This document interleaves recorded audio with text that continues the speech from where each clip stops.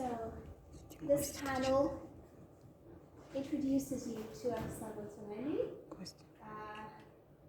You can tell he died quite late in his life. He lived 90 years, which in the 1800s was almost a miracle. And that's his iconic picture. It's the picture that tells us what he looked like. And this panel, he was very prolific. He conceived almost 100 projects for the whole of Piedmont. Some were never built, some were never they're just on paper, but most of these projects are in or around Novara. So what you see here is the evolution of the project for the cupola, for the basilica, through the 4 main projects he submitted to the people who commissioned the works. So 1841 is the date that marks the first project. As you can tell, as I told you, it's a traditional way of thinking, of conceiving a dome. So, of course, it's a neoclassical take on the building. And not only the dome, he was also asked to rethink, to redecorate the facade, which is something that never, so it's a project, the whole project, the dome and the facade were left unfinished. The facade was never put into place.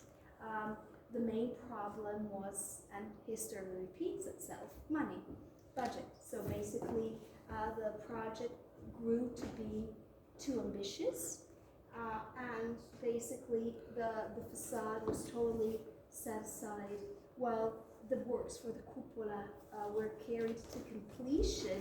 But I will show you, so just the structure was completed, but not the decoration. So they basically skipped all the decorations. So 1841, then you have the cupola slowly rising towards the sky. 1855. So they added sections on and took the cupola off. No. Well, I will tell you, I will show you. So this is the first project. Then, so he put in place the first set of columns. Then he said, you know what, we could have a tad taller, and we had one floor.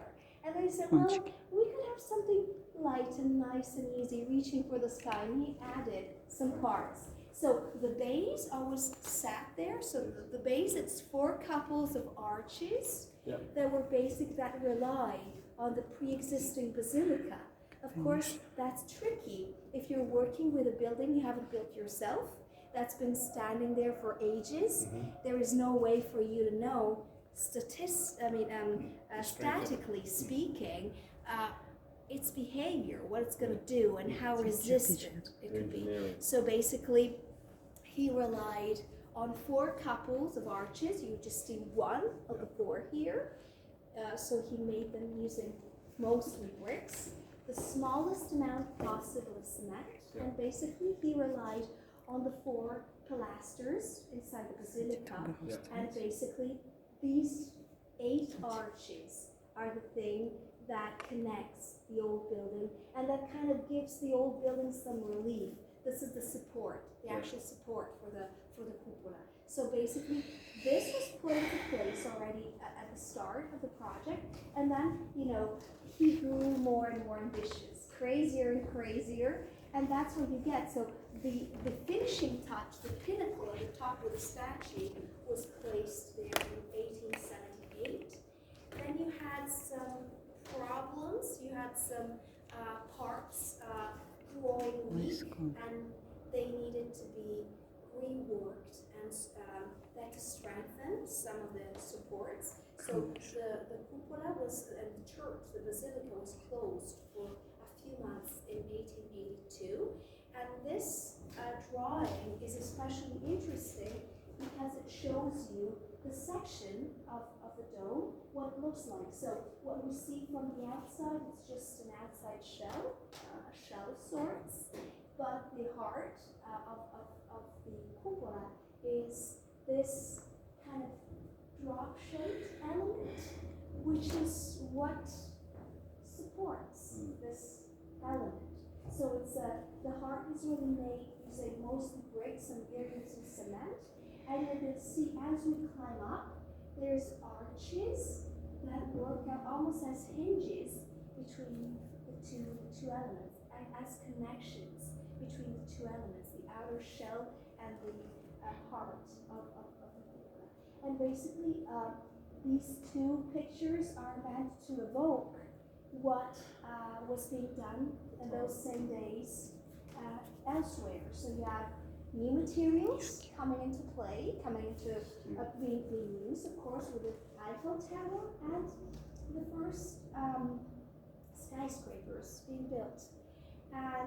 But the architects who wrote about Antonelli always point out that he was able to conceive a very daring element, a very brave project that really reaches for the sky.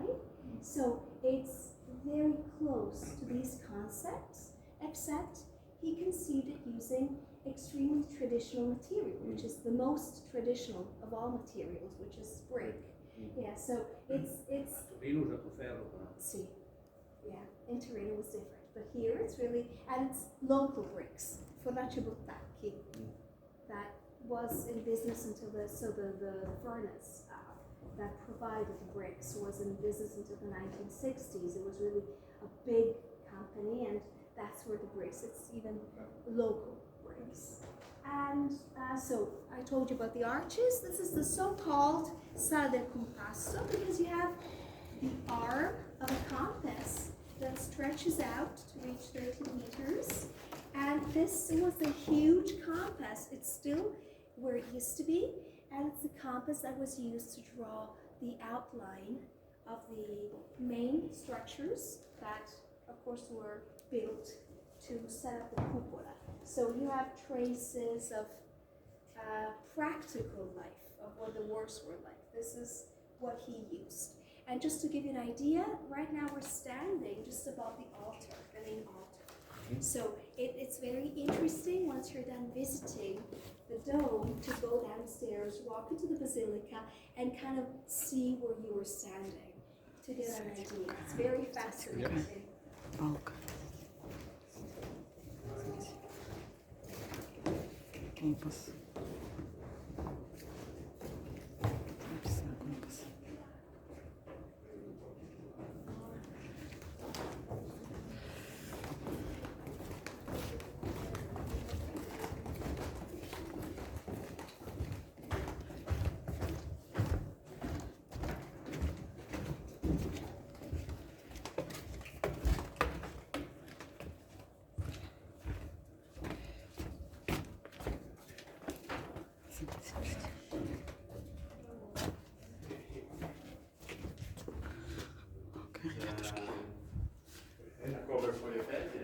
We're not taking a shower, but it's a shower, it's sort of like a shower We bath. can do that later.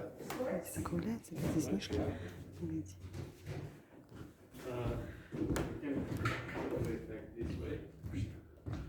And stretch it, and it's easier to go. Вообще, зачем они здесь, да, нужны? Никто их не видит, да?